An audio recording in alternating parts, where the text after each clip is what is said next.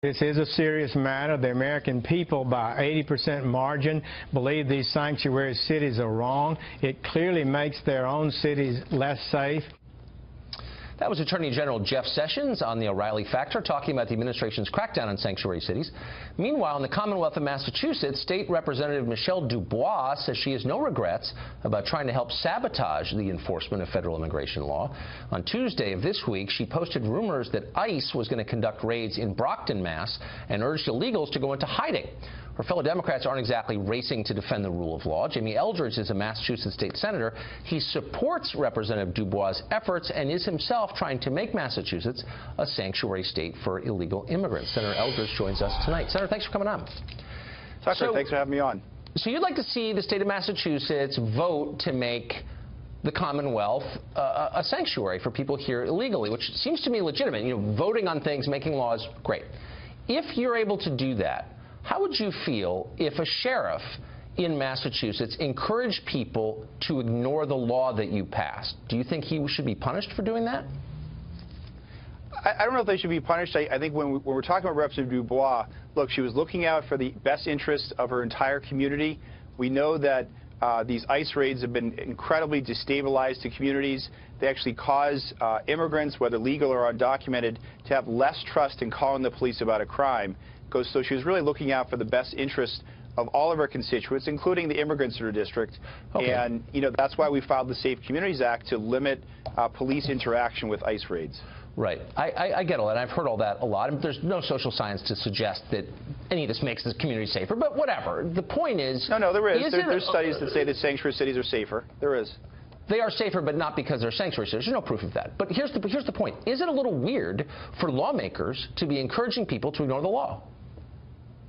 Well, look, we all have different approaches as legislators. You know, in the district I represent, when we've heard rumors about ICE raids, what I've done is reached out to the police so they can reach out and check with ICE agents to see if this is happening. Because, you know, with the disturbing Trump, in my opinion, xenophobic policies of ICE deportations, making everyone a priority for deportation if you're undocumented, we need some limits at the state level with our taxpayer dollars, with our state and local police, not only because it'll make communities more safe, but it's also something that will limit the fear that many immigrant communities are feeling right now. But I mean, can we just be real? You do this for a living. You know how this works. Trump didn't write these laws. He didn't pass these laws. He's not a legislator. He's not a lawmaker. He's enforcing laws that are on the books that were passed with a lot of Democrats voting for them. So what he's saying is... But with some very disturbing executive orders. Tucker, the executive orders prioritizing everyone for deportation. The basic immigration law is clear to everyone who lives here, which is there's a process by which you get to come here, you get a green card, you get a visa of some kind, and if you don't have that, you're not allowed to be here. That's the law. It was passed by Congress.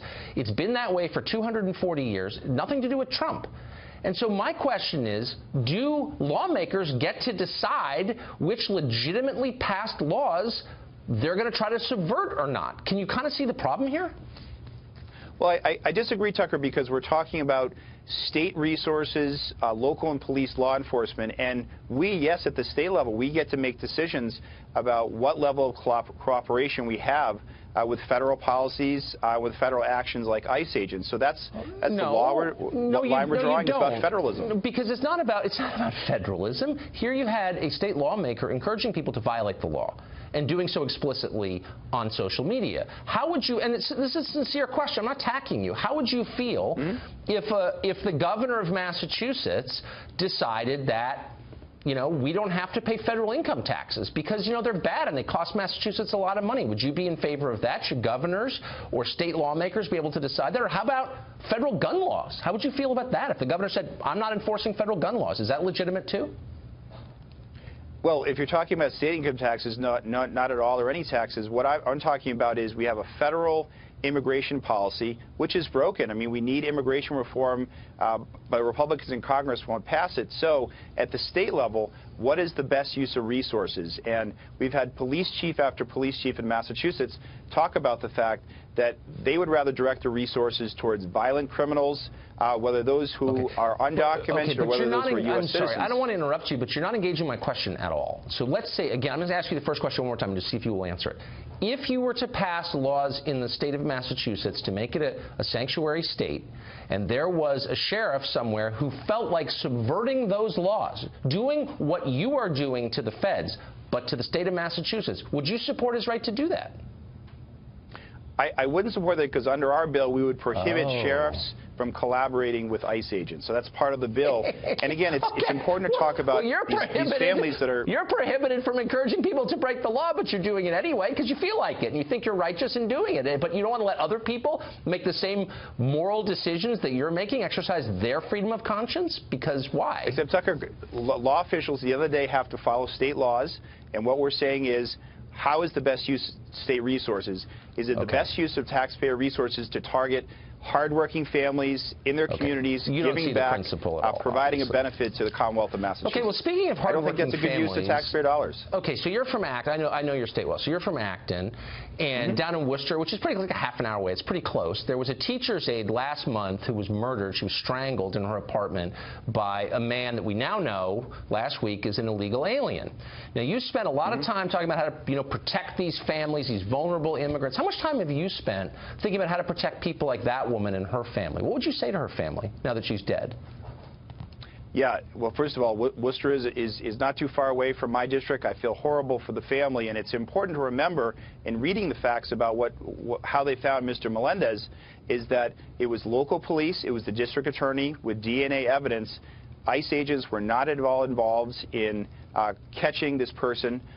It was a case of old police work that was able to capture this person. I get it, but he shouldn't have been here in the first place. I mean, as you know, it was illegal for him to be here. There's no dispute on that. He was an illegal alien. If he hadn't been here, he wouldn't have murdered this woman. So encouraging him to stay here, I'm not accusing you of complicity in her murder, but I'm just saying you can kind of see the connection here as a human being, can't you? Like, what would you say to her parents? Sorry? I think where I disagree with you is that if we just have a broad brush against all undocumented immigrants, you're not really creating the trust that allows immigrant communities or anyone in a community from feeling comfortable to call the police if they see a crime in their neighborhood, in their community. I've heard that talking point. Last question. Who should be deported? We got 11 million odd, maybe more, illegal aliens here in America. Do all of them have the moral right to stay here? Who should we deport now? Well, we've had, past administrations like the Reagan administration that did immigration reform that legalized undocumented immigrants. Well, what do you think? I mean, should we deport anyone? Undocumented immigrants who have a violent criminal history, who've committed a violent act, they should be deported. I think that's common sense, and I think people agree with that. But a broad brush, as President Trump's executive orders has done, that prioritizes all undocumented immigrants, including very hardworking families, I think that's outrageous. I think it's xenophobic, and I think it's deeply disturbing. Xenophobic. All right. Senator, thanks for coming on tonight. I appreciate it. Thanks for having me on.